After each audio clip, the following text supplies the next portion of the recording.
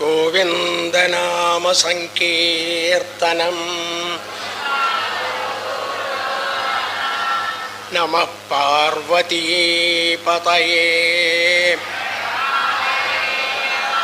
ജാനകീകാന്തസ്മരണം. ഓം ശുക്ലാം വരധരം വിഷ്ണും ശശിവർണം ചതുർഭുജം പ്രസന്നവദനം ധ്യായേത് സർവവിഘ്നോപശാന്തയേ. ഗുരവേ സർവലോകാനാം ഭിഷജേ ഭവരോഗിണാം നിധയേ സർവവിദ്യാനാം ശ്രീ ദക്ഷിണാമൂർത്തയേ നമഃ. അസ്മത് ശ്രീ ഗുരുചരണാരവിന്ദാഭ്യാം നമഃ. ശ്രീ ഗുരുഭവനപുരപതയേ നമഃ. നീലാഭ്രാഭം സ്വർണഭൂഷാഭിരാമം ചക്രാക്ഷാഭ്യാം ശംഖ കൗമോദകീഭ്യാം ശ്രീഭൂമിഭ്യാം അർച്ചിതം യോഗനിഷ്ഠം വന്ദേ രാമം പുരുഷം പൂർണ്ണരൂപം. ശ്രീരാമചന്ദ്രായ പരസ്മൈ ബ്രഹ്മണേ നമഃ. കോമളം കൂജയൻ വേണും ശ്യാമളോയം കുമാരകഃ വേദവേദ്യം പരം ബ്രഹ്മ ഭാസതാം പുരതോ മമ. ശ്രീകൃഷ്ണായ പരസ്മൈ ബ്രഹ്മണേ നമഃ. ഭഗവതി പരദേവതേ പ്രസീദ ത്രിപുരഹര പ്രിയവല്ലഭേ ഭവാനി അശരണം അതിദീനമാനസം മാം സകൃദവലോകയ ശീതളൈരപാംഗൈഃ. ശ്രീമഹാദേവ്യൈ നമഃ. അംബാ പ്രസീദ പ്രസീദ. നാരായണം നമസ്കൃത്യ നരം ചൈവ നരോത്തമം ദേവീം സരസ്വതീം വ്യാസം തതോ ജയമുദീരയേത്. ശ്രീകൃഷ്ണായ പരസ്മൈ ബ്രഹ്മണേ നമഃ. കൃഷ്ണായ വാസുദേവായ ദേവകീനന്ദനായ ച നന്ദഗോപകുമാരായ ഗോവിന്ദായ നമോ നമഃ. ഗോവിന്ദായ നമോ നമഃ. ശ്രീശുക ഉവാച നമഃ പരസ്മൈ പുരുഷായ ഭൂയസേ സദുദ്ഭവസ്ഥാനനിരോധലീലയാ ഗൃഹീത ശക്തിത്രതയായ ദേഹിനാം അന്തർഭവായ അനുപലക്ഷ്യവർത്വനേ. സ്വസ്ത്യസ്തു ശ്രീ ഗുരുഭ്യോ നമഃ. എവിടെയെങ്കിലും ഭഗവാന്റെ സാന്നിധ്യം ഇല്ലാതിരിക്കോ? സാന്നിധ്യം ഉണ്ടാവണം, ഇല്ലെങ്കിൽ ഇല്ലല്ലോ. ശിവോപി ശവതാം യാതി കുണ്ടലിന്യ വിവർജിത. ദേവി ഭാഗവതം പറയുന്നു, ഈ കുണ്ടലിനി എന്നുള്ളത് ഇല്ലെങ്കിൽ ശിവൻ എന്ന് പറഞ്ഞു കഴിഞ്ഞാൽ മംഗളസ്വരൂപൻ അതുകൂടി വെറും ജഡമായിട്ട് പോണു. അതുമാതിരി ഭഗവാന്റെ സാന്നിധ്യം ഇല്ലെങ്കിൽ പിന്നെ എന്താ ശരീരം? ജഡം. അതില്ലാതെ ഉണ്ടാവും. അപ്പൊ ഓരോരോ ജീവന്റെ ഉള്ളിലും മനുഷ്യരാവട്ടെ, മൃഗങ്ങൾ, പക്ഷിമൃഗാദികൾ, സർവത്ര ഭഗവാൻ അവതാരായി അന്തപ്രവിശ്യാവി. ഏതായാലും ഇത്രയൊക്കെ പറഞ്ഞില്ലേ, എപ്പോഴും കാണാമില്ലേ ഭഗവാനെ? ഇല്ല, കാണാൻ പറ്റില്ല. എല്ലാ ദിക്കിലും ഉണ്ട്, ഒട്ട് കാണാനും പറ്റില്ല.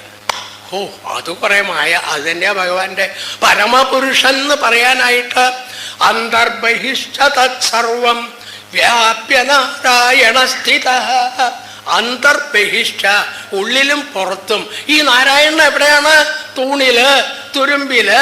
അന്ന് ഹിരണ്യകശിപു ചോദിച്ചു, ഉണ്ണി നിന്നെ രക്ഷിക്കണം നാരായണൻ എന്നൊക്കെ പറഞ്ഞില്ലേ, ഇവിടെ ഉണ്ടോ ഈ തൂണിന്റെ ഉള്ളിൽ? ഓ ഉവ്വ് അച്ഛ, ഒന്നുണ്ട് വ്യത്യാസം. എന്നെ മാത്രല്ല, എന്നെ അച്ഛനെ ഈ കാണുന്ന സകല പേരെയും രക്ഷിക്കണ നാരായണൻ ഇവിടെ ഉണ്ട്.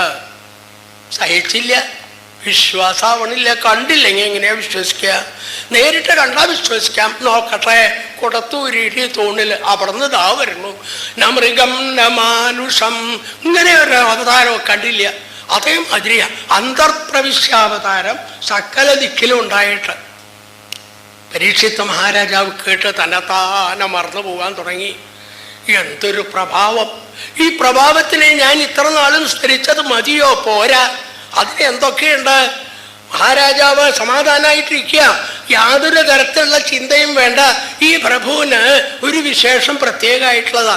ആരങ്ങോട്ട് ആശ്രയിക്കണോ അവരുടെ എന്ത് സങ്കടമുണ്ടെങ്കിലും തീർത്തു തരും. അതാണ് രണ്ടാമത് പറയുന്നതായിട്ടുള്ളതായിരിക്കുന്ന ഭാഗം. അതില് ഭൂയോ നമഃ സദ്വൃജിനച്ഛിതേ, വീണ്ടും വീണ്ടും നമസ്കരിക്കാം. സത് സജ്ജനങ്ങൾ, അവരുടെ വൃജിനം ദുഃഖം അതില്ലാതെ കണ്ടാക്കുക. എന്ത് ദുഃഖാണെങ്കിലും, അതേ എന്ത് ദുഃഖാണെങ്കിലും ഒരു ചോദ്യം ചോദിച്ചോട്ടെ. ചോദിച്ചോളൂ. എന്താ ചോദ്യം?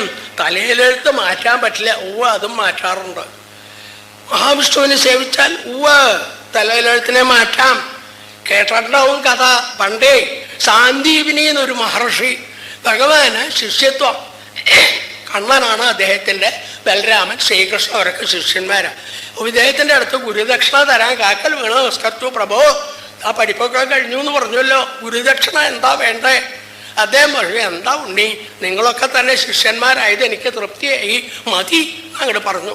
ഇല്ല, അങ്ങനെയല്ല, അങ്ങനെ പറഞ്ഞാൽ പറ്റില്ലല്ലോ, ദക്ഷിണ കൊടുത്തട്ടേ വാങ്ങാൻ പാടുള്ളൂ, എന്നാലേ ഈ വിദ്യ ഉറച്ച് കിട്ടുള്ളൂ. ഓ അങ്ങനെയോ? എന്നാ അകത്ത് പോയി അമ്മയുടെ അടുക്ക് ചോദിക്കൂ. അമ്മയുടെ അടുക്ക പോയി ചോദിച്ചു, അമ്മേ എന്താ ഗുരുദക്ഷിണ? ഉണ്ണി, ഞാൻ എങ്ങനെയാ ചോദിക്കുക? അവിടെ അല്ലേ? അല്ല, ഇവിടെ ചോദിക്കാൻ പറഞ്ഞു. അതൊന്നാ ഞാൻ പറയാം. ചോദിക്കാൻ ഒരു മടിയുണ്ട്, എന്ത് വേണമെങ്കിൽ ചോദിച്ചോളൂ. എൻ്റെ മകനേ നാളെ സമുദ്രത്തിൽ കുളിക്കാൻ പോയി, എല്ലാവരും പോകണമെന്ന് പറഞ്ഞിട്ട് അവൻ പോയത്. അവിടെ പോയി പിന്നെ തിരിച്ചു വരലുണ്ടായില്ല. അതിങ്ങനെ വിചാരിക്കുമ്പോൾ കണ്ണീര് വെട്ടിനില്ല. അമ്മേ സമാധാനമായിരിക്കൂ, ഞാൻ പോയി നോക്കട്ടെ. ഭഗവാൻ അവിടെ ചെന്നു. അവൻ സമുദ്രത്തിൽ ചെന്നു. അവിടെ ഒരു അസുരനുണ്ട്, അവനെ സംഹരിച്ചു. ഇവിടെ യമധർമ്മരാജാവിൻ്റെ അടുത്ത് വന്നിട്ടുള്ള ആരെയും തിരിച്ചു വിടില്ല. എൻ്റെ ആജ്ഞയാണ്, അങ്ങോട്ട് വിടൂ. ഒരു ശബ്ദം പുറപ്പെടുവിച്ചതോട് കൂടിയിട്ട് യമധർമ്മരാജാവ് ആ ഉണ്ണിയെ കൊടുത്തു. അത് തിരിച്ചു കൊടുത്തു. ഇതല്ലാതെ വേറെ എന്തുണ്ട്? സത് വൃജിനച്ഛിതേ, എന്തെല്ലാം തരത്തിലുള്ളതായ കാര്യങ്ങള്. അംബരീഷൻ എന്നൊരു മഹാരാജാവ് ബ്രഹ്മദണ്ഡോ ദുരത്യായ, എല്ലാ ദിക്കിലും പറയാ ബ്രഹ്മദണ്ഡം, ബ്രാഹ്മണരുടെ ശാപം. അതൊരു കുലത്തിൽ വന്ന വേരോടെ അർത്ഥട്ടെ പോയില്ല, സാരല്ല, സേവിക്കൂ ഭഗവാനെ. അവിടെ ദുർവാസ മഹർഷി ഒരു ഭൂതത്തിനെ നേരിട്ട് അയച്ചു അംബരീഷന്റെ അടുത്ത്.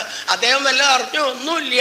ഭഗവാന്റെ തൃക്കൈയിലുള്ളതായ സുദർശനം അത് നേരിട്ട് പുറപ്പെട്ട് ആ ഭൂതത്തിനെ കൊന്നു എന്ന് മാത്രമല്ല, സുദർശന ദുർവാസ മഹർഷിയെയും പിന്നാലെ ഓടിച്ചു. എത്ര ദൂരം? സർവ്വദിക്കലും. മഹാവിഷ്ണുവിൻ്റെ അടുക്ക പോയി കാക്കൽ വീണു, ഒന്ന് രക്ഷിക്കണേ. സാരല്ല, എളുപ്പാക്കാം, നേരെ ചെല്ല, അംബരീഷന്റെ അടുക്ക തന്നെ ചെല്ല. ഇതൊക്കെ എന്താ ചോദിക്കണേ? അതെ, അത് രാജാവിന് വേണ്ടിയിട്ട് നിങ്ങൾക്ക് എനിക്കും നമുക്കൊക്കെ വേണം, വിളിക്കണം. ഹരേ നാരായണ നാരായണ നാരായണ. വിളിച്ച അവിടെ നിന്ന് ഓടി വരില്ലേ? വരും. ആ നെഞ്ചത്തെ കയ്യും വെച്ച് മനസ്സോടുകൂടി ആ പ്രഭു ഗുരുവായൂരപ്പനെ വിളിച്ചാൽ, അമ്പാടി കണ്ണനെ വിളിച്ചാൽ എത്താതെ ഉള്ള സ്ഥലല്ല. സത് വൃജിനച്ഛുതേ, എന്താ ആപത്താണെങ്കിലും അത് തന്നെയാ അതിലുള്ളത്. അല്ലാത്തതാണെങ്കിലോ അത് പറയണോ? എത്രയൊക്കെ യോഗ്യതയുണ്ട്. രാവണൻ വാങ്ങാത്ത വരമുണ്ടോ? ഹിരണ്യകശിപു വാങ്ങാത്ത വരങ്ങളുണ്ടോ? മഹിഷാസുരൻ വാങ്ങാത്തത്?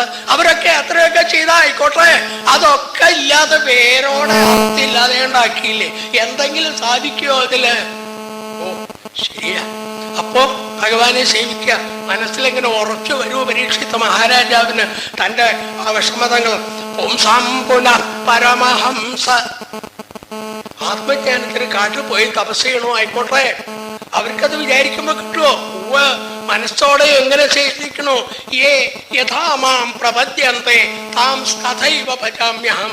എങ്ങനെ അങ്ങോട്ട് സ്നേഹിക്കണോ അതേമാതിരി കൊച്ചുകുട്ടികള് അവരുടെ അടുക്ക നമ്മളെങ്ങനെയാ ചെയ്യാ?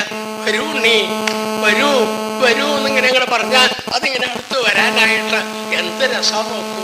നേരെ ഇവിടെ വാ, അവിടെ അടുത്തുണ്ടെങ്കിൽ തന്നെ എടുത്തൊരു ഓട്ടം ഓടും. ഭഗവാന്റെ അടുക്കൽ ഇത് തന്നെയാ. യഥാമാം പ്രപദ്യന്തേ. കണ്ണ ആ തുന്നും തൃപ്പാദം അടിയന്റെ അടുക്ക വരണേ. കരാരവിന്ദേന പദാരവിന്ദം മുഖാരവിന്ദേ വിനിവേശയന്തം വടസ്യ പത്രസ്യ പുടേ ശയാനം ബാലം മുകുന്ദം. കണ്ണടച്ച ആ ഗുരുവായൂരപ്പനെ കിട്ടണം. അവര് തന്നെയാ ഭാഗ്യവാന്മാര്, യാതൊരു സംശയമില്ല. നമ്മള് ക്ഷേത്രത്തിൽ പോയില്ല എന്നുള്ളത് വേറെ കാര്യം, കുളി രാവിലെ ഉണ്ടായില്ല അത് വേറെ കാര്യം. കണ്ണടച്ച വിളിച്ച ഹരേന്ന് വിളിച്ച് രാജസദസ്സിന്റെ നടുവിൽ വെച്ച് അടുത്ത നിമിഷം അപമാനിക്കപ്പെടാൻ പോകുന്നതായ സമയത്ത് ആ പാഞ്ചാലി വിളിച്ചു, ക്വാസിയാതകവനന്ദന, എവിടെ പോയി കിടക്കാൻ ഇഷ്ടമാണ്? ഇത്ര ധൈര്യമുണ്ടോ നമുക്ക് ചോദിക്കാൻ പറ്റൂ? വാസ്തവത്തിൽ അത്രയുണ്ട്. അവരൊക്കെയാ ഭാഗ്യവാന്മാര്. അത്ര പുരാണകഥയാണെങ്കിൽ ഇന്നില്ലേ, കുറൂരമ്മ പാനയുടെ ഉള്ളിൽ മൂടി വെച്ചില്ലേ, അവിടെ വെച്ചപ്പോ കയ്യിലും കാലിലും തടയുക. ഏയ് ഉണ്ണി എന്താ ഈ കാണിക്കണേ? ഇല്ല അമ്മേ, ഞാൻ ഈ വഴിക്കുന്ന പടവാ, അതെടുത്ത് പാനയുടെ മൂടി വെച്ചു. എന്തൊരു ഭാഗ്യവാന്മാരാ നോക്കൂ. അങ്ങനെ ഇരിക്കണ്ടേ? സർവേശ്വരനെ സേവിക്കാൻ വേണം. ജന്മാന്തരത്തിൽ സുഹൃതം ചെയ്തിരിക്കണം. ധാരാളമായിട്ട് ഭഗവാന്റെ ദിവ്യനാമങ്ങൾ ജപിക്കണം, ഭഗവത് കഥകൾ കേൾക്കണം. ഇത് തന്നെയാണ് നമുക്ക് ഉപദേശിക്കണമായിട്ടുള്ളതായ ഭാഗം. ആ വീണ്ടും പറയണു, നമോ നമസ്തേ അസ്തുർഷഭായ സാത്വദം വിധുർകാഷ്ഠായവോ നിരസ്തസാമ്യാതിശയേന. അവിടുത്തെ തേജസ്സിനെ പറ്റിയിട്ട് എന്തു പറയാം? പ്രകാശം. എന്തത്ര വലിയ കാര്യം, വലിയ പ്രകാശരൂപം വരട്ടെ. നമുക്കറിയാവുന്ന പ്രകാശം ഏതാ? ഏറ്റവും പ്രകാശം. ഈ വിളക്കൊക്കെ എന്തൊരു പ്രകാശ പോരാ, ഇതിനേക്കാൾ വലുതില്ലേ? നമ്മളിങ്ങനെ റോഡ് പോകുമ്പോൾ എത്ര വലുതാ? 1000, 2000, 5000 എന്നൊക്കെ പറയും. ഇത്രയുള്ളൂ. അതിനേക്കാൾ സാക്ഷാൽ സൂര്യഭഗവാൻ. അദ്ദേഹത്തിനെ മാതിരി പ്രകാശം ആർക്കില്ല. ആട്ടെ, അദ്ദേഹത്തിന് എങ്ങനെയാ പ്രകാശം കിട്ടണേ?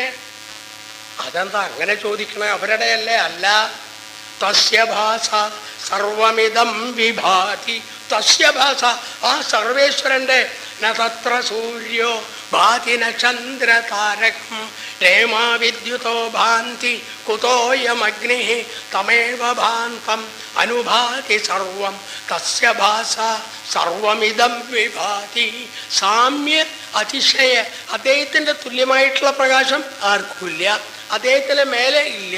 അതിൽ നിന്ന് കിട്ടുന്നത് അഗ്നിക്കോ സൂര്യനോ ചന്ദ്രനോ നക്ഷത്രങ്ങളോ ഈ പ്രകാശത്തോട് കൂടിയിട്ട്.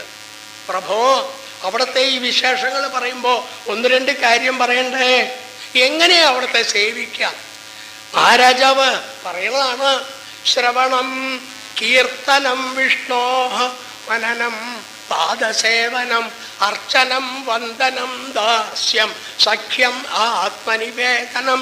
അന്ന് പ്രഹ്ലാദസ്വാമി അച്ഛൻ്റെ അടുക്ക പറഞ്ഞു, ഇവിടെയും യത് സ്മരണം യൽ കീർത്തനം യത് ശ്രവണം. ഭഗവാനെ സേവിക്കാൻ എളുപ്പ, നാമം ജപിക്കാൻ. ഹരേ രാമ ഹരേ രാമ രാമ രാമ ഹരേ ഹരേ, ഹരേ കൃഷ്ണ കൃഷ്ണ കൃഷ്ണ ഹരേ ഹരേ. തിരുനാമം ജപിക്കാം, കൈ നിറയെ പുഷ്പങ്ങളെടുത്ത് ആരാധിക്കാം. ശ്രവണ സ്മരണ അരുഹാണി കരിഷ്യന്നിധി കേചന. കുന്തിദേവി സ്തോത്രം ചെയ്യുമ്പോ പറയണു, കണ്ണാ എങ്ങനെയാണ് അവിടുത്തെ അവതാരം? എന്താ അമ്മ അങ്ങനെ പറയണേ?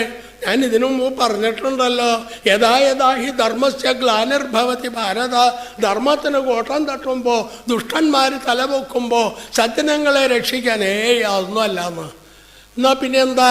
എൻ്റെ മകൻ ധർമ്മപുത്രർ അദ്ദേഹം ചെയ്യണ മാതിരി ധർമ്മിഷ്ഠന്മാരെ അതൊന്നുമല്ല. പിന്നെ എന്തിനാ? ലോകത്തിൽ കടന്ന് കഷ്ടപ്പെടുന്നതായ അനവധി ജനങ്ങളുണ്ട്. അവർക്ക് രക്ഷപ്പെടാൻ അതെ എന്താ വഴി? ശ്രവണ സ്മരണ അരുഹാണി കരിഷ്യന്നിധി കേചന. ശ്രവണ, അവിടുത്തെ തിരുനാമങ്ങൾ കേൾക്കുക, ഭജനകൾ കേൾക്കുക. അച്യുതം കേശവം രാമനാരായണം കൃഷ്ണദാമോദരം വാസുദേവം ഹരിം ശ്രീധരം മാധവം ഗോപികാവല്ലഭം ജാനകീനായകം രാമചന്ദ്രം ഭജേ. ആ തിരുനാമം ജപിക്കൂ. ശ്രവണ സ്മരണ അരുഹാണി. അമ്മ സ്തോത്രം ചെയ്തല്ല, ശ്രുതിഗീത എന്ന് പറഞ്ഞ് ദശമസ്കന്ധത്തിൽ ഒന്ന് പറയണു. വേദങ്ങൾ ഭഗവാനെ സ്തോത്രം ചെയ്യാൻ അവരും ഇത് തന്നെയാ പറയാം. ഭഗവാനെ എത്രയോ പേരുണ്ട് അവർക്ക് അവർക്ക് വേണ്ടതുമാതിരി തപസ് മനസ്സ് നിർത്താൻ അതിനില്ല. അതിനെന്ത് വേണം? ഭഗവത് കഥകൾ. അതിലെങ്ങനെ ലയിച്ചു പോവും. കുടുംബം നോക്കില്ല, എല്ലാം വിട്ടു അതിലിങ്ങനെ ആനന്ദമായി ഈ ഭഗവത് കഥയിൽ അതിൽ നീന്തി തുടിച്ചു കൊണ്ടിരിക്കുന്നത് അവരുടെ അടുത്ത് ഇങ്ങോട്ട് വരുമെന്ന് വെച്ചാൽ അങ്ങനെ കൈ തട്ടും. ഇവിടെ അതിൽ തന്നെ ഭഗവത് കഥയിൽ ഇത്രയധികം. നമുക്കതിൽ എക്സാജറേഷനല്ല. നൈമിഷാരണ്യം കഴിഞ്ഞ കൊല്ലം 9 കൺവെള്ളങ്ങൾ വന്നിട്ടുള്ളതായിരിക്കുന്നത് നോക്കുമ്പോൾ ഈ കൊല്ലം നോക്കുമ്പോൾ മനസ്സിന് സന്തോഷം. ഇതിൽ വേണ്ടതുമാതിരിയുള്ള ഭാരവാഹികൾ അവരുടെ ശ്രമം വേണ്ടതുമാതിരി ഫലവത്താവണമെന്നുള്ളതിൻ്റെ തെളിവ് വേറെ എന്ത് വേണം? ആ കണ്ണൻ്റെ അനുഗ്രഹം ഒന്നുണ്ട്, സംശയമില്ല. പിന്നെയും പിന്നെയും ശ്രവണസ്മരണാർഹാണി കരിഷ്യന്നിതി കേചന. അപ്പോൾ മഹാരാജാവ് എങ്ങനെയാണ് ഭഗവാനെ പ്രസാദിപ്പിക്കുക? ഇത് തന്നെ ആ വഴി. ഈ ശ്രവണം സ്മരണം തുടങ്ങിയിട്ടുള്ളതായ കൃത്യങ്ങൾ അത് പറഞ്ഞു സമാധാനായി. ആർക്കൊക്കെ ആവാം, ഇന്ന ആളൊക്കെ പറ്റുള്ളൂ കേട്ടോ. അതേ ക്ഷേത്രത്തിൽ പോവാൻ അത് സൂക്ഷിച്ചു വേണം. അതെന്തേ കാടന്മാരാ? എന്നാ എന്താ കാടന്മാർക്ക് കണ്ണനെ സ്മരിക്കാൻ പറ്റുമോ? എന്നാ എന്താ പാടില്ലേ? ഓ അങ്ങനെ ഉണ്ടെങ്കിൽ കിരാത ഹൂണാംഗ്രി കിരാത ഹൂണം കിരാത ഹൂണാംഗ്രി വിചക്ഷണ കിരാത ഹൂണാന്ധ്രപുലിന്ദപുൽക്കസ ആഭീരകങ്ക യവനാഖഗാദയ. ഭഗവാനെ ആശ്രയിക്കുന്നവർക്ക് എന്ത് യോഗ്യത വേണം? ഈ ശരീരം ഉണ്ടാവുക, നാവ് ഉണ്ടാവുക, ബാക്കിയൊന്നും വേണ്ട, അതൊക്കെ കിട്ടും. രാമായണത്തിൽ ശ്രീരാമചന്ദ്രമൂർത്തി അവിടെ ചെന്ന് അനുഗ്രഹിച്ചിട്ടുള്ളതായ കഥ എല്ലാവർക്കും അറിയില്ലേ? ശബരി. എന്താ യോഗ്യത? ഒന്നുമില്ല. അന്ന് മതംഗ മഹർഷി പറഞ്ഞു, അതേ ഞാൻ പോവാ, എനിക്ക് സമയമായി കേട്ടോ, നീയാ നോക്കണ്ടേ. രാമൻ ലക്ഷ്മണൻ 2 പേര് വരും, അവരെ വേണ്ടതുമാതിരി സ്വീകരിച്ചു നോക്കണം. ഓ രാമൻ്റെ അടയാളം എന്താ? ജടാമകുടം ഉണ്ടാവും, മുഖം നല്ല ഭംഗിയുണ്ടാവും, മരവുരി ധരിച്ചിട്ടുണ്ടാവും, വേണ്ടതുമാതിരി സ്വീകരിക്കണം. ഓ ലക്ഷ്മണനോ? രാമൻ കറുപ്പ് നിറാണെങ്കിൽ ലക്ഷ്മണൻ വെളുപ്പ് നിറ, ഇവർ 2 പേരും വരും, ഉറച്ചു. മതംഗ മഹർഷി പറഞ്ഞു, ഇത് കേട്ടു. ഈ അമ്മ എന്ത് പഠിച്ചിട്ടുണ്ട്? പറയാതിരിക്കുക നല്ലത്. കാട്ട് ജാതി, അവിടെ സ്കൂളോ വല്ലതും ഇല്ല, വിദ്യാഭ്യാസം ഇല്ല. ആ അമ്മ ചെയ്തിരുന്നത് മതംഗ മഹർഷിയുടെ ആശ്രമം ഒന്ന് അടിച്ചു കോരി വൃത്തിയാക്കാൻ, അത് തന്നെ ചെയ്തിട്ടുണ്ടായിരുന്നുള്ളൂ. അങ്ങനെയുള്ളതായ അവർക്ക് ആ മഹർഷി അനുഗ്രഹിച്ചു കൊടുത്തു. ശ്രീരാമൻ അന്വേഷിച്ച് അവിടെ ചെന്നു. ഒരു ദിവസം നോക്കുമ്പോഴാണ് ദാ വരുന്നു, ജടാമകുടമൊക്കെ ധരിച്ച് മരവുരി ധരിച്ച് ശ്രീരാമനും ലക്ഷ്മണനും. ഈ ശബരിക്ക് കിട്ടിയിട്ടുള്ള ഭാഗ്യം എത്രയുണ്ട് പറയാൻ സാധിക്കുമോ? കിരാത ഹൂണാംഗ്ര. മഹാരാജാവ് ചോദിച്ചു, മഹർഷേ അപ്പൊ ഇന്ന ജാതി ഇല്ല? ഭഗവത്ഗീതയിൽ പറഞ്ഞിരിക്കണു, മാം ഹി പാർത്ഥ വ്യപാശ്രിത്യ ഏപിസ്യുപ്പാപയോനയ. ഏത് യോനിയിൽ ജയിച്ചാലും കൊള്ളാം, അത് പാപന്മാരാണോ അജ്ഞനാണോ അതൊന്നുമില്ല. നമ്മളടുത്ത് ഉടുപ്പിയിലൊന്ന് തൊഴാൻ പോയി. നമ്മൾ പലരും പോയിട്ടുണ്ടാവും. എന്നാലും അവിടെ ചെന്ന് നോക്കിയപ്പോൾ നേരിട്ട് അടുത്ത് ചെന്ന് സന്നിധാനത്തിൽ ചെന്ന് അമ്പാടി കണ്ണൻ്റെ അടുത്ത് പോകുമ്പോഴോ ഇല്ല ഇവിടെ ശ്രീകൃഷ്ണൻ്റെ അടുത്ത് പോകുമ്പോഴോ ഗുരുവായൂരപ്പൻ്റെ ഇല്ല, അങ്ങോട്ട് പോകാൻ പറ്റില്ല. അതെന്തേ? അവിടെ ഫ്രണ്ടിൽ ഒരു ജനാല മാതിരി, അതിൻ്റെ ഉള്ളിൽ കൂടിയേ തൊഴാൻ പാടുള്ളൂ. അതെന്താ അങ്ങനെ? അങ്ങനെ ഒരു സ്ഥലം അതെ അങ്ങനെയാ അവിടെ. അതെന്താ കാരണം? ഒരു കാലത്ത് അവിടുത്തെ ഒരു ഭക്തൻ കനകദാസൻ അദ്ദേഹത്തിന് അകത്ത് കടക്കാൻ പാടില്ല എന്ന് പറഞ്ഞു. അങ്ങനെയാണോ? അദ്ദേഹം അകത്ത് പറഞ്ഞില്ലെങ്കിൽ ഞാൻ അകത്ത്, നിങ്ങളെല്ലാം പുറത്ത്. അങ്ങനെയാ. അന്ന് മുതൽ കണ്ണനെ കാണണമെങ്കിൽ നമ്മൾ പുറത്ത് നിൽക്കണം, ആ ജനാലയെ കൂടിയേ കാണാൻ പറ്റുള്ളൂ. ഇത് അന്ന് എന്നുള്ളതല്ലോ ഇന്ന് നടക്കണ കാര്യം. കണ്ണപ്പൻ ഭക്തിക്ക് വേറെ എന്ത് വേണം? ഒന്നും അറിയില്ല. കാട്ടില് വേട്ടയാടി പക്ഷികളെ വീഴ്ത്തി മൃഗങ്ങളെ വീഴ്ത്തി മാംസം കഴിക്കണതായ അദ്ദേഹത്തിന് എങ്ങനെ? അതേ അവിടെ ഇത് വ്യത്യാസമൊന്നുമില്ല. അതെങ്ങനെ വന്നു? ഒരു ബ്രാഹ്മണൻ നാട്ടിൽ നിന്ന് വന്ന് പൂജ കഴിക്കണത് നോക്കിക്കൊണ്ടിരുന്നു. പിറ്റേ ദിവസവും ഇദ്ദേഹം പോയി പൂജ കഴിക്കാൻ. മന്ത്രം അറിയോ? ഇല്ല. പൂജ അറിയോ? ഇല്ല. അദ്ദേഹം ചെയ്യുന്ന അതേപടി നോക്കിക്കൊണ്ടിരിക്കുന്നുണ്ട്. അദ്ദേഹം വന്നു കഴിഞ്ഞാൽ പഴയ പൂവ് മാറ്റും. അപ്പം അതൊരു നല്ല കാര്യമാണ്. കുറേ വെള്ളം ഒഴിക്കും. 2 ആഹാരം കഴിക്കണത് അന്നം അത് കൊണ്ടുവയ്ക്കും. കുറച്ച് പൂവ് അതുണ്ട്. അപ്പം മനസ്സിലായി, പൂജ മനസ്സിലായിരിക്കണോ? എന്താ പൂജ? ഇതന്നെ.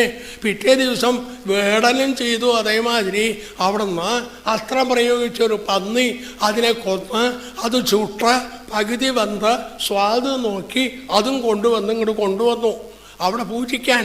കാല് ചെരുപ്പിട്ട് നടക്കണതാ. ആ ചെരുപ്പ് തന്നെ ഊരി ശിവലിംഗത്തിൻ്റെ മുകളിലുള്ള പൂവ് മാറ്റി. വായിൽ വെള്ളം പാത്രത്തിന് അവിടെ പോണു. അവിടെയുള്ള അരുവിയിൽ വായു വെള്ളം നിറച്ച് അത് തന്നെ അഭിഷേകം. അത് കഴിഞ്ഞ് പൂവ് തലയിലെ കാട്ടിൽ പൂവിന് വിഷമം അതും കൂടി അതൊക്കെ അവിടെ വെച്ചു. ഇതിലും വലിയൊരു ഭക്തി വേറെ എന്ത് വേണം? ഭക്തിക്കും ന കരോത്യഹോ വനചരഃ ഭക്താവസംസായതേ. ശ്രീപരമേശ്വരന് വേറെ എന്ത് വേണം? സർവേശ്വരന് താൻ തന്നെ നോക്കണു. തൻ്റെ അവിടെ ആ ശിവലിംഗത്തിൽ ഒരു കണ്ണുണ്ടായി, അതിൽ രക്തം വന്നു. തൻ്റെ സംശയമില്ല, കണ്ണ് ചൂണെടുത്ത് അവിടെ വെച്ചു കൊടുത്തു. ഇതിനേക്കാൾ ഭക്തി വേറെ എന്തുണ്ട്? നമ്മൾ ആചാരാനുഷ്ഠാനം, അതെ ഇങ്ങോട്ട് വന്നാൽ ശുദ്ധക്കേടാ, അങ്ങോട്ട് പോയാൽ ശുദ്ധക്കേടാ. ഈ പറയുന്ന നമ്മുടെ അടുക്കൽ അവിടെ എന്തെങ്കിലും ഒരു കാര്യം അത് എന്നെ കൊണ്ടാവില്ല കേട്ടോ, വേറൊരാൾക്ക്. കാരണം അത് അത്രത്തോളം നമ്മൾ ഈ ശരീരത്തിൽ ഉറപ്പിച്ച് പിടിച്ചിരിക്കണു. ഭക്തൻ വിദ്യാഭ്യാസം ഇല്ലാത്തത് ഒന്നും അറിയില്ല.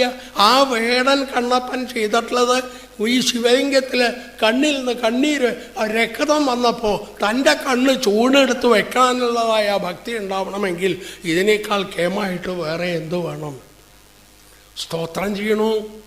താൻ എല്ലാമേ മറന്ന് അത് മുഴുവൻ കേട്ടുകൊണ്ടിരിക്കുകയാണ്. അതിനുശേഷം പറയണു, യദംഗ്ര്യഭിധ്യാന സമാധിദൗതയാധിയാനുപശ്യന്തി തത്വമാത്മനാം. ധ്യാനം അറിയില്ല കേട്ടോ. ഇതൊക്കെ പറഞ്ഞു കഴിഞ്ഞ പ്രാവശ്യം കേട്ടു, കേട്ടു. യമ നിയമ ആസന പ്രാണായാമ പ്രത്യാഹാര ധാരണ ധ്യാന സമാധി 8 വെച്ചിരിക്കണേ. അഷ്ടാംഗ യോഗം എന്ന് പറഞ്ഞ് ഇരിപ്പടം അതിനെ ഇരയാക്കുക, അനുഷ്ഠാനങ്ങൾ നിയമ ആസനം വേണ്ടത് മാതിരി ഇരിപ്പിടം ഉണ്ടാവുക, പ്രാണായാമം ചെയ്യുക, ധ്യാനം, ഇന്ദ്രിയങ്ങളെ പിടിച്ചു നിർത്തതൊക്കെ അറിയില്ല. എന്താ അറിയുക? ഭഗവാനാണ് അവിടേക്ക് മതി, അത്രേ വേണ്ടൂ. അവിടെ എൽ ബ്രഹ്മ, ആ ബ്രഹ്മസ്വരൂപം അവിടേക്ക് അങ്ങോട്ട് നമസ്കരിക്കുക. ഞാനേ അമ്പാടി കണ്ണൻ്റെ പാദത്തിൽ വീണങ്ങോട്ട് നമസ്കരിക്കും. എനിക്ക് ബാക്കിയൊന്നും അറിയില്ല. ഒരു മുങ്ങിയിട്ട് ഇങ്ങോട്ട് കയറി വന്നാൽ ഭഗവാന്റെ പാദത്തിൽ നമസ്കരിക്കും. അത് മതി. പരീക്ഷിത മഹാരാജാവിന് കൃതാർത്ഥത. തനിക്ക് സംശയിക്കാനുണ്ടോ? ഇല്ല. തനിക്ക് അവരെ അപേക്ഷിച്ച് കൂടുതൽ അറിയാം. താൻ വിദ്യാഭ്യാസം ഉണ്ടായിട്ടുണ്ട്, രാജധർമ്മം അറിയാം, ക്ഷത്രിയ ധർമ്മം അറിയാം. ഇതെല്ലാം താൻ പഠിച്ചു വന്നിട്ടുണ്ട്. ഇതൊക്കെ പറഞ്ഞാൽ അറിയാമല്ലോ ഭഗവാനെ ആരാധിക്കാനുള്ളതായ വഴി. പറയണു മഹാരാജാവ് അങ്ങ് ഭാഗ്യവാന. ഒരു കഥയായിട്ട് പറയാം, ഒരു ശ്ലോകം കൊണ്ട്. സരസ്വതി ദേവി, അതെ നമ്മളെല്ലാത്തിനും സരസ്വതി നമസ്തുഭ്യം വരദേ കാമരൂപിണി വിദ്യാരംഭം കരിഷ്യാമി സിദ്ധ്യർഭവതു മേ സദാ. ആ ദേവിയുടെ അനുഗ്രഹം അതാണ് നമ്മൾ കന്നിമാസത്തിൽ വിജയദശമി ദിവസം ഹരിശ്രീ ഗണപതയെ സരസ്വതിയെ നമസ്കരിച്ച് ചെയ്യണത്. ആ ദേവി ഭഗവാൻ ബ്രഹ്മദേവന്റെ നാവിൽ നിന്ന് വേദങ്ങളായി പുറത്തു വന്നു. പരീക്ഷിത് മഹാരാജാവ് അതിനെന്താ ഇവിടെ കാര്യം? അതെങ്ങനെയാ വന്നേ? വെറുതെ വന്നോ ദേവി? ഇല്ല. ആരാൽ പ്രേരിപ്പിക്കപ്പെട്ടു വന്നു? ആ സർവേശ്വരൻ ലോകം മുഴുവൻ കൊണ്ട് നടത്തുന്നത്. പിന്നാലെ പറയാൻ പോണു, അദ്ദേഹത്തിന് ഒന്നും അറിയില്ല. താമരപ്പൂവിൽ കയറിയിരുന്നു ബ്രഹ്മാവ്. 4 ഭാഗവും നോക്കി ഒന്നും അറിയണില്ല. അപ്പൊ അദ്ദേഹത്തിന് എന്ത് വേണം? ആകാശത്തു നിന്നുള്ളതായ നിർദ്ദേശം. തപസ് ചെയ്യുക, അത്രേ ഉള്ളൂ. ആ തപസ് ചെയ്തു, ഭഗവാൻ പ്രത്യക്ഷമായി. അദ്ദേഹമാണ് ഉള്ളിൽ തോന്നിച്ചത്. അദ്ദേഹം തന്നെ സരസ്വതി ദേവിയുടെ അടുക്ക പറഞ്ഞു, ബ്രഹ്മദേവന്റെ നാവിൽ കയറിയിരിക്കുക വേദങ്ങൾ മുഴുവൻ, ശാസ്ത്രങ്ങൾ ഇത് വരാനായിട്ട്. അപ്പോൾ ഏതൊരു സർവേശ്വരനാണോ പ്രേരിപ്പിക്കപ്പെട്ട് വേദങ്ങളെല്ലാം ബ്രഹ്മദേവന്റെ നാവിൽ നിന്ന് വന്നത്? അദ്ദേഹം വേറെ എന്ത് ചെയ്തു? സൃഷ്ടിക്കാൻ അറിയില്ല, സൃഷ്ടിക്കാൻ പറഞ്ഞു കൊടുത്തു. അങ്ങനെ സൃഷ്ടിക്കാൻ പറഞ്ഞു കൊടുത്ത് വേദങ്ങളെ സൃഷ്ടിക്കാനായിട്ട് ഉണ്ടാവാനുള്ളതായ അനുഗ്രഹങ്ങൾ ആര് ചെയ്തു? ആ സർവേശ്വരൻ്റെ തൃപ്പാദത്തിൽ വീണ് ഞാനിതാ നമസ്കരിക്കണു. പരീക്ഷിത്ത് മഹാരാജാവിന് ഈ ഒരു സ്തോത്രങ്ങൾ കൊണ്ട് തന്നെ അതേ പിന്നാലെ വരുന്നതായ കഥകളുടെ മുഴുവൻ സൂചനം ഇതിൽ തന്നു കഴിഞ്ഞു. ഇനി ഒരു പ്രാർത്ഥന നമുക്കെല്ലാം പ്രാർത്ഥിക്കേണ്ടത് ഭൂതൈർമഹൽഭീ ഭൂതൈർമഹൽഭീ ഇമാഹ യൈമാ പുരോ വിഭു നിർമായശേത യദമോഷു പൂരുഷ ഭൂന്തേ ഗുണാൻ ഷോഡശാത്മക സോലങ്കൃശിഷ്ട ഭഗവൻ വചാംസി മേ. പ്രാർത്ഥിക്കുകയാണ്, ആ പ്രഭു ഞാൻ ഈ പറയണതായ വാക്കുകൾ വേണ്ടതുമാതിരി അലങ്കരിക്കട്ടെ. അലങ്കരിക്കാച്ചാലോ അലങ്കാരങ്ങൾ ഉണ്ടാവണം എന്നാണോ? ഈ പറയണ വാക്ക് എല്ലാവർക്കും ഇഷ്ടപ്പെടണം, ബോറടിക്കണമെന്നായി മഹർഷി ഇത്തിരി നേരം വെറുതെ ഇരിക്കുക, അങ്ങനെ പറയേണ്ട നില വരാതെ ഇനിയും കേൾക്കണം കേൾക്കണം എന്നുള്ളതായ ആഗ്രഹം ഉണ്ടാക്കുന്ന മാതിരിയുള്ളതായ പ്രസംഗം തിരക്കേടില്ല.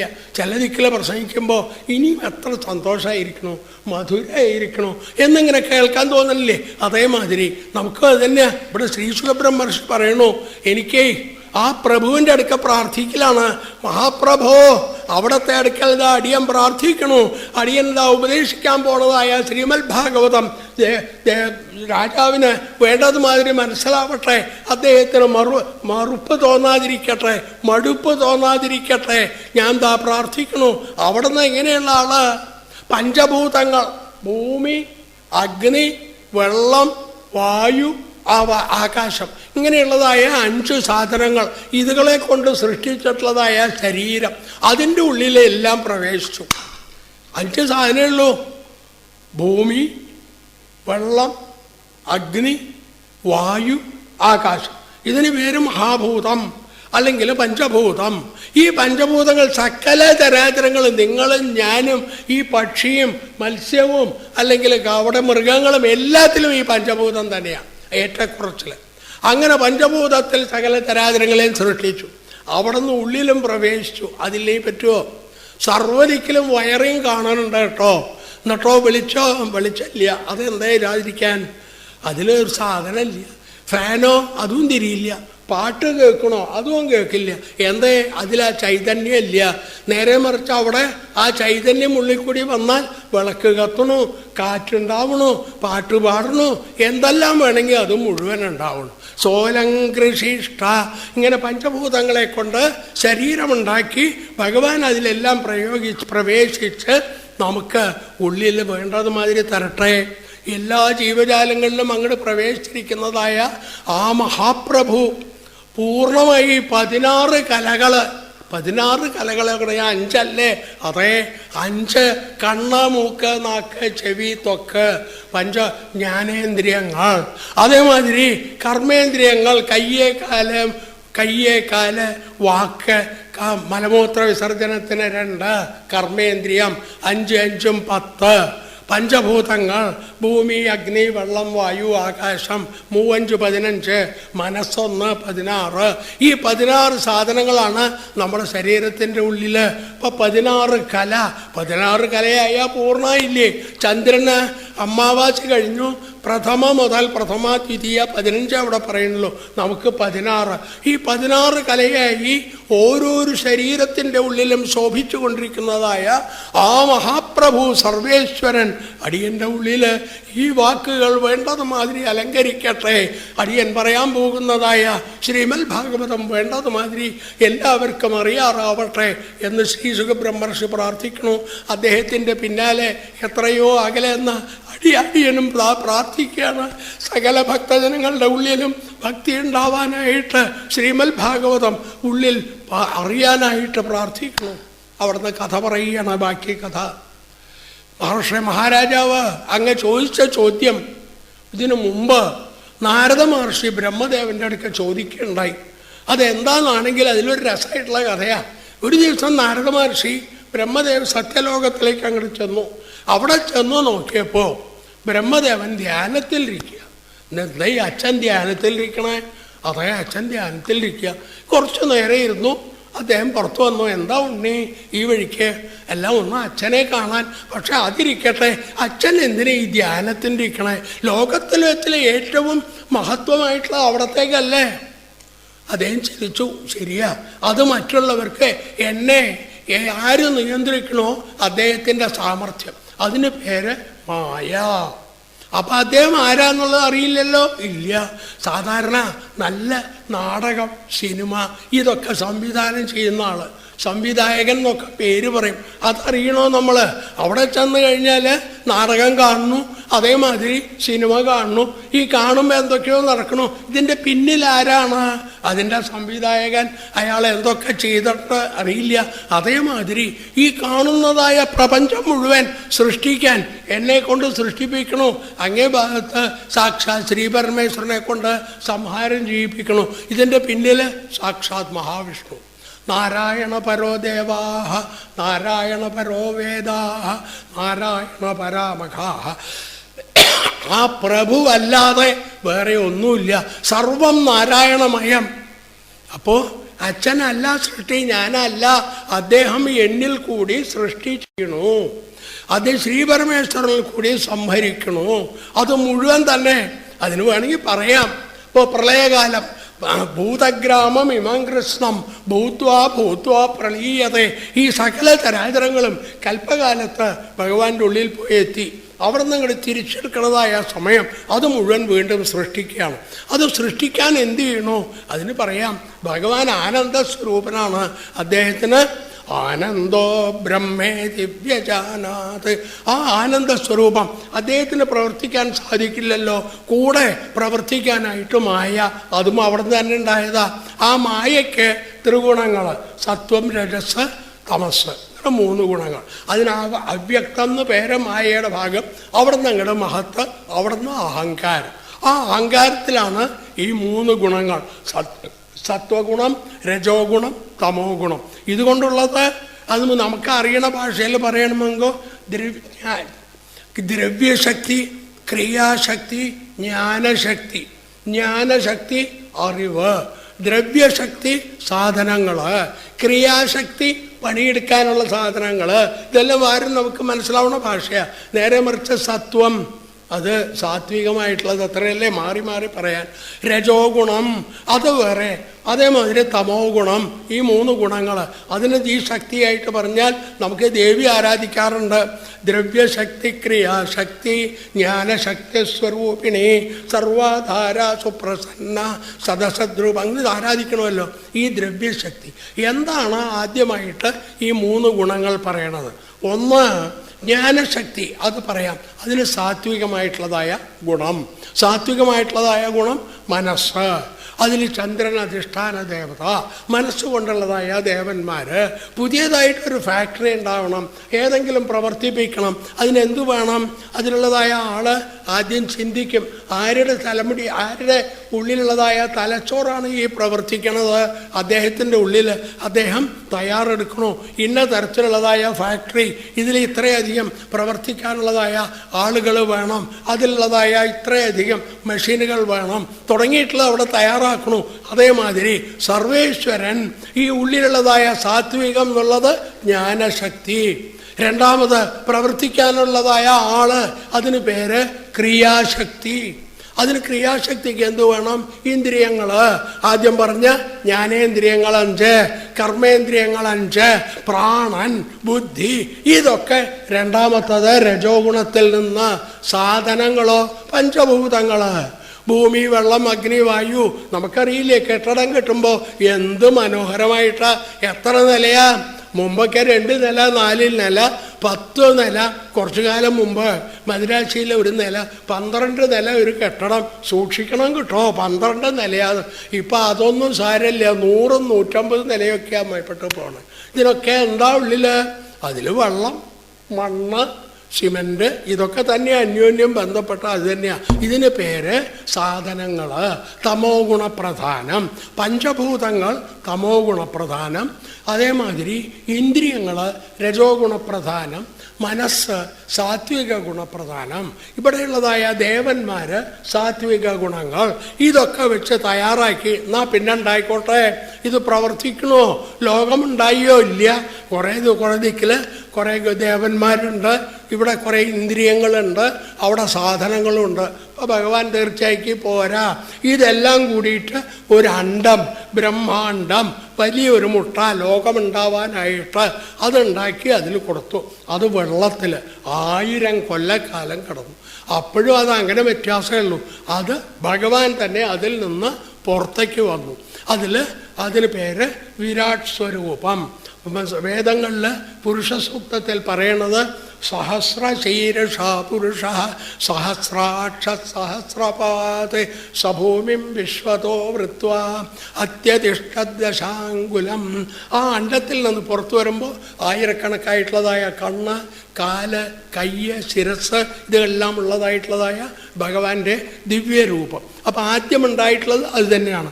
7 ലോകം അതേ ഭഗവാന്റെ അരിയിൽ നിന്ന് അതല, വിതല, സുതല, രസാതല, തലാതല, മഹാതല, പാതാള്, ഭഗവാന്റെ ഒരു പ്രദേശം തൊട മുതൽ തൃപ്പാദം വരെ പാതാളം വരെയുള്ള 7 ലോകം.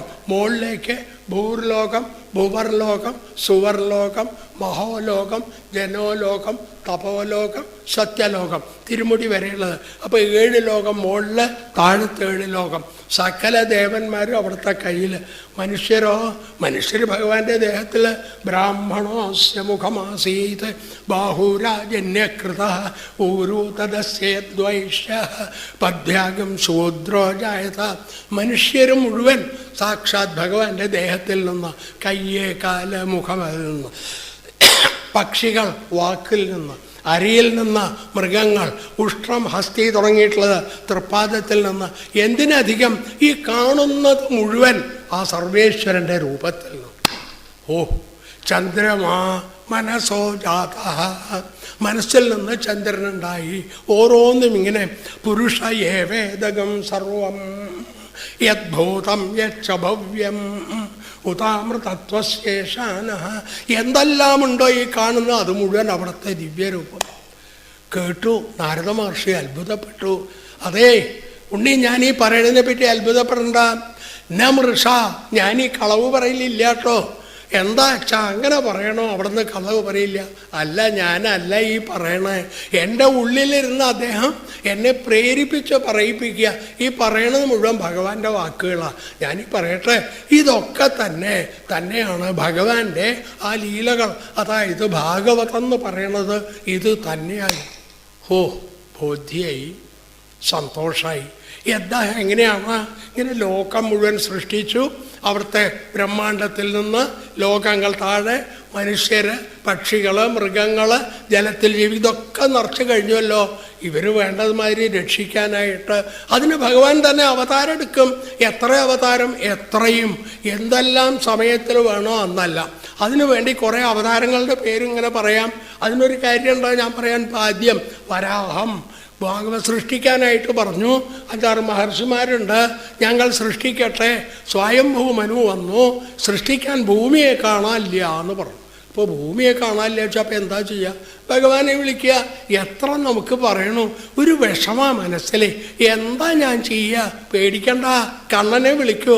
കണ്ണാ, ഇതെന്താ ഇങ്ങനെ ഒരു വിഷമമുണ്ട്, നേരെയാക്കി തരണേന്ന് വിളിച്ചാൽ അവിടെ നിന്ന് വിളിക്കും. ഭൂമിയെ കാണാനില്ലാത്തതിന് ബ്രഹ്മദേവൻ വിളിച്ചത് മഹാവിഷ്ണുവിന്. അവിടെ നിന്ന് വന്നു. എങ്ങനെ വന്നു? മൂക്കു കൂടി ചാടിയത്ര. വരാഹം പന്നിയുടെ അവതാരമായിട്ട്. ഇനി ഒരു പ്രാണിയോ എൻ്റെ മൂക്കിലേക്കൊന്നും പോയില്ലല്ലോ. ഇല്ല, അവിടെ നിന്ന് ചാടി വന്നപ്പോഴോ അതിങ്ങനെ വലിയ രൂപമായി. അതിലുള്ളതായ ഓരോ രോമം. അപ്പോഴാണ് മഹർഷിമാർ ഇത് വേദങ്ങളാണ്, അല്ലാതെയല്ല. അത് വെള്ളത്തിൽ ചാടി ഭൂമിയെ എടുത്തുകൊണ്ട് വന്നു. വരുന്ന വഴിക്ക് ഒരസുരനെ കൊന്നു. ഇങ്ങനെ തുടങ്ങിയിട്ടുള്ളതായ അവതാരം യജ്ഞം, അങ്ങനെയൊരു സ്വരൂപം. അതുമാതിരി വേനൻ ഉണ്ടായിരുന്നു. പൃഥു ഭഗവാൻ. ഇത്ര ദുഷ്ടന്മാരാണ് വേനൻ. അതിൽ നിന്ന് സഹിക്കവയ്യാതെ മഹർഷിമാർ ശപിച്ചു. അദ്ദേഹത്തിൻ്റെ തൊട കറഞ്ഞെടുത്ത് പൃഥു എന്നുള്ളതായ അവതാരം. 5 വയസ്സായിട്ടുള്ളതായ ബാലൻ, അതിനുവേണ്ടി ഭഗവാൻ ഗരുഡാരൂഢനായി ദർശനം കഴിച്ചിരിക്കുന്നു. ഇന്നതിനെന്നില്ല, ബാലൻ മനുഷ്യര് അല്ലാതെ ഒരിക്കൽ ഒരു മുതല വിളിച്ചു. അതേ, മുതല പിടിച്ചു ആനയെ വിളിച്ചത് നാരായണ അഖില ഗുരു ഭഗവൻ നമസ്തേ. ആനയാ വിളിച്ചത്. ആയിക്കോട്ടെ, വെറുതെ വിടാൻ പറ്റുമോ? ഇല്ല. ഭഗവാന്റെ സൃഷ്ടിയിൽ ആനയുണ്ട്, മുതലയുണ്ട്, കുട്ടികളുണ്ട്, സകല ചരാചരങ്ങളും അതിലുണ്ട്. അതുകൊണ്ട് തന്നെ ആന വിളിച്ചപ്പോൾ ഗരുഡാരൂഢനായിട്ട് വന്ന തൻ്റെ ചക്രായുധം കൊണ്ട് മുതലയെ സംഹരിച്ച് ആനയ്ക്ക് മോക്ഷം കൊടുത്തിട്ടുള്ളതായ കഥ. ഇങ്ങനെ അടയാളങ്ങൾ എത്രയുണ്ട് അവതാരം. നാരദ ഇനി കുറച്ചു കാലം കഴിയുമ്പോഴേക്കും ഭഗവാൻ ശ്രീകൃഷ്ണനായിട്ട് അവതരിക്കും, ദേവകീ വസുദേവന്മാരുടെ പുത്രനായിട്ട്. അതിനിടയിൽ ശ്രീരാമാവതാരം, പരശുരാമസ്വാമി, ഇങ്ങനെ അനവധി ലീലകൾ പറഞ്ഞു തീരില്ല. ആ അവതാരങ്ങളൊക്കെ വരുമ്പോൾ കൃഷ്ണാവതാരത്തിൽ എത്ര ദുഷ്ടന്മാരെ നിഗ്രഹിക്കുക, അതൊക്കെ കളിയ. ജനിച്ച 7-ാം ദിവസം ഒരമ്മ വിഷം കൊടുക്കാനായിട്ട് വന്നു. ചോദിക്കുക, എങ്ങനെയുണ്ടോ? അതറിയില്ലല്ലോ. നല്ല സുഭഗമായിട്ടുള്ളതായ സൗന്ദര്യ വേഷം, വസ്ത്രോധാരണം. ജനങ്ങളൊക്കെ വിചാരിച്ചു വല്ല ലക്ഷ്മി ദേവി ആയിരിക്കുമോ. വന്നിട്ട് കൊടുത്തത് തൻ്റെ സ്തനം വായിൽ വെച്ചു കൊടുത്തു, മുഴുവൻ വിഷ. അപ്പം അതിനെന്ത് ചെയ്തു? സാരമില്ല, ഭഗവാൻ അത് കണ്ണടച്ചുകൊണ്ട് തന്നെ കഴിച്ചു. അവളുടെ പ്രാണനടക്കം ചെയ്തു. ഇങ്ങനെ എത്ര ലീലകൾ. വണ്ടി പേരിടാനുള്ളത് 28-ാം ദിവസം. പേരിടാൻ വേണ്ടി വണ്ടിയുടെ താഴെ, അതൊക്കെ നാട്ടുമ്പുറല്ലേ, വണ്ടിയുടെ താഴെയാണ് കിടത്തിയിരിക്കണ കുട്ടിയെ തൊട്ടിയിലാക്കിയിട്ട് കിടത്തിയിരിക്കുക. കുറച്ച് കഴിഞ്ഞപ്പോൾ ഒരു വലിയ ശബ്ദം കേട്ടു, കാലൊന്ന് കുടഞ്ഞു, ആ വണ്ടി ഇതാ കിടക്കണോ മറിഞ്ഞ്. അതൊരു അസുരനായിരുന്നു, ശകടാസുരൻ. ഇങ്ങനെ എത്ര ലീലകളാണ്. നാരദ, ഒന്ന് ഞാൻ പറയട്ടെ, ഓരോരു ഭഗവാന്റെ അവതാരങ്ങൾ ഇത്രയാണെന്ന് പറയാൻ സാധിക്കുക. പാർത്ഥിവാനി വിമമേ രജാഗംസി, പാർത്ഥിവാനി രജാഗംസി യഥാ. അവിടെ എത്രയധികമാണ് ഭഗവാന്റെ അവതാരം എന്നുള്ളത് നോക്കിയാൽ, ജനാലയിൽ നമ്മളിങ്ങനെ നോക്കിയാൽ സൂര്യൻ്റെ വെളിച്ചത്തിൽ ഈ പൊടികളിങ്ങനെ കിടക്കണ മാതിരി ഉണ്ടാവും. പാർത്ഥിവാനി വിമമേ രാജാഗംസി. അത് അളക്കാനായിട്ട് സാധിക്കുമോ? സാധിക്കില്ല. അത്രയധികം ഭഗവാൻ എവിടെ വേണോ, ആരാര് വിളിച്ചുവോ അവിടെയൊക്കെ ഉണ്ട്. നമുക്കിപ്പോൾ അനുഭവത്തിലില്ലേ? എത്ര പേരെ ഉണ്ട്. ദാപ്പ സത്യ സായിബാബ പറയണു, വേറെ അമ്മ പറയണു. ഓരോരു ദിക്കില് ആ ചൈതന്യം എവിടെയെല്ലാം വരണം, എവിടെയെല്ലാമാണ് കഷ്ടപ്പാടുള്ളത്, എവിടെയെല്ലാമാണ് ധർമ്മത്തിന് കോട്ടം തട്ടുന്നത്, അവിടെ കണ്ണൻ എഴുന്നള്ളി വരും. ഇത് ഉറപ്പിച്ചോളൂ. അച്ഛാ, പറഞ്ഞത് മനസ്സിലായി. ഞാൻ എന്താ ചെയ്യണ്ടേ? നിന്നെ കണ്ടത് നന്നായി. എനിക്ക് ഭാഗവതം ഉപദേശിച്ച് തന്നത് സാക്ഷാൽ മഹാവിഷ്ണു. അപ്പം അദ്ദേഹം എനിക്ക് തന്നത് ചതുശ്ലോകി ഭാഗവതം എന്ന 4 ശ്ലോകം കൊണ്ട് തത്വങ്ങൾ ഉപദേശിച്ചു തന്നു. ഞാനിതാ നിനക്ക് ഉപദേശിച്ചു.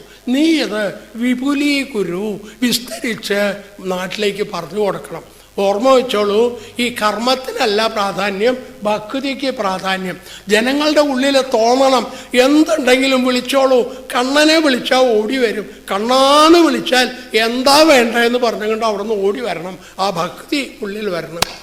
അച്ഛാ, മനസ്സിലായി. ഇതിനെന്താ പേര്? ഭാഗവതം. ഭഗവാന്റെ സൃഷ്ടി, ലീലകൾ, ഇതുകളെല്ലാം ഉൾക്കൊള്ളിച്ചിട്ടുള്ളതിന് ഭാഗവതം എന്ന് പേര്. ഭക്തി പ്രധാനമായിട്ട് ലോകത്തിൽ ഇത് നീ വിപുലീകരും. അവിടെ നിന്ന് അങ്ങോട്ട് നാരദ മഹർഷി പുറപ്പെട്ടു. കഴിഞ്ഞ ദിവസം ഇവിടെ സ്മരിച്ച കഥ അതുകൂടി സ്മരിച്ച് ഇവിടെ പൂർത്തിയാക്കാം. അവിടെ നിന്ന് താഴ്ത്ത് വന്നപ്പോഴാണ് വേദവ്യാസ മഹർഷി, ഭഗവാന്റെ അവതാര, അദ്ദേഹം അവിടെ ചെന്നിരുന്ന ആദ്യം വേദങ്ങളൊക്കെ പങ്കുവെച്ചു. കർമ്മം ചെയ്യാനും യാഗം ചെയ്യാനും ഒക്കെ ഒന്ന് മന്ത്രങ്ങൾ മാത്രം, ഇനി ഒന്ന് ദേവന്മാരെ വിളിക്കാനുള്ളതായ ഗാനം, വേറെ കർമ്മത്തിലുള്ളതായ സാധനങ്ങൾ, തടസ്സങ്ങൾ തീർക്കാൻ, ഇങ്ങനെ 4ആയിട്ട് പകുത്ത് വെച്ച് വേദങ്ങൾ കഴിഞ്ഞു. അതിൻ്റെ അവസാന ഭാഗത്ത് ജ്ഞാനം, ഇതൊക്കെ ശരിയാക്കി കൊടുത്തു. മനസ്സിനൊരു സമാധാനമില്ല. എന്താ പണി ചെയ്തതിൽ കളവുണ്ടോ? ഇല്ല. പിന്നെ എന്തേ? മനസ്സിന് സമാധാനം വരില്ല. സാരമില്ല, എന്നാൽ പിന്നെ ഒരു കാര്യം ചെയ്യുക, കുറേ കഥകൾ എഴുതുക. വേദതത്വങ്ങളും ഈ കഥകളും ചേർത്ത് പുരാണങ്ങൾ. ആയില്ല, എന്നാൽ ഏറ്റവും പ്രധാനം 1,00,000 ഗ്രന്ഥമുള്ളതായ ഒരു ഗ്രന്ഥം ഉണ്ടാക്കാം. അതിന് പേര് മഹാഭാരതം. അതിൽ കണ്ണൻ അർജുനന് ഉപദേശിച്ചിട്ടുള്ളതായ ഭഗവത്ഗീത, അതിൻ്റെ നടുവിൽ 800 ശ്ലോകം, അതും അതിൻ്റെ ഉള്ളിൽ. അതൊക്കെ വെച്ചു. ഓ തൃപ്തിയായോ? മനസ്സ് പറയണോ ഇല്ല, തൃപ്തിയായില്ല. എന്താ ചെയ്യുക ഈശ്വര? അങ്ങനെ വിഷമിച്ചിരിക്കുമ്പോഴാണ് നാരദ മഹർഷി അച്ഛൻ പറഞ്ഞിട്ടുള്ളതായ കാര്യത്തിന് ഇവിടെ വരണ്ടേ. ഇവിടെ താഴത്ത് വന്നപ്പോൾ കാത്തുകൊണ്ടിരിക്കുകയാണ് വേദവ്യാസ മഹർഷി. അദ്ദേഹത്തിൻ്റെ അടുത്തെത്തി ഭക്തിമാർഗം ഉപദേശിച്ചു കൊടുത്തു. ആ വഴിക്ക് മഹാവിഷ്ണു, ബ്രഹ്മദേവൻ, ബ്രഹ്മദേവൻ്റെ അടുക്കുന്ന നാരദൻ, നാരദൻ്റെ അടുക്കുന്ന വ്യാസൻ, വ്യാസൻ്റെ അടുക്കുന്ന മകൻ ശുകൻ, ശുകൻ്റെ അടുക്കുന്ന പരീക്ഷിത്ത്, ബാക്കിയുള്ളതായിരിക്കുന്ന മഹർഷിമാർ, അവർ തന്നിട്ടുള്ളതായ അമൃത് നമുക്കിന്നെല്ലാം ധരിക്കാൻ സാധിക്കും. ശ്രീമദ് ഭാഗവതത്തിൻ്റെ ചുരുക്കം അവിടെ ചില ഭാഗങ്ങൾ ഇവിടെ സൂചിപ്പിച്ചു. ഈ വാക്കുകൾ മുഴുവൻ അമ്പാടി കണ്ണൻ്റെ തൃപ്പാദത്തിൽ താമരപ്പൂക്കളായി സമർപ്പിക്കുകയാണ്. ഈ പറഞ്ഞതിലുള്ളതായ തെറ്റ് ക്ഷമിക്കുക. സകല ഭക്തജനങ്ങൾക്കും ഭഗവാന്റെ അടുക്കൽ അനശ്വരമായിട്ടുള്ളതായ ഭക്തി ഉണ്ടാവട്ടെ, എല്ലാവർക്കും ക്ഷേമമുണ്ടാവട്ടെ. ഇത് വേണ്ടതുമാതിരി ഏർപ്പാട് ചെയ്തിട്ടുള്ളതായിരിക്കുന്ന ഈ നൈമിഷാരണ്യവും ഈ ശ്രീമദ് ഭാഗവത സത്രം അനന്തമായിട്ട് ഇത് വന്നുകൊണ്ടിരിക്കട്ടെ. എല്ലാവരും വന്ന് ഈ ഭാഗവതാമൃത പാനം ചെയ്യാറാവട്ടെ എന്ന് പ്രാർത്ഥിച്ചുകൊണ്ട് ഈ വാക്കുകൾ ഉപസംഹരിക്കണം. എല്ലാവർക്കും ക്ഷേമമുണ്ടാവട്ടെ എന്നൊരിക്കൽ കൂടി പ്രാർത്ഥിച്ചുകൊണ്ട് ഗോവിന്ദനാമ സങ്കീർത്തനം കായേന വാചാ മനസേന്ദ്രിയൈർവാ ബുദ്ധ്യാത്മനാ വാ പ്രകൃതേ സ്വഭാവാത് കരോമി യദ്യത് സകലം പരസ്മൈ നാരായണായേതി സമർപ്പയാമി. നാരായണ നാരായണ നാരായണ നാരായണ നാരായണ നാരായണ നാരായണ.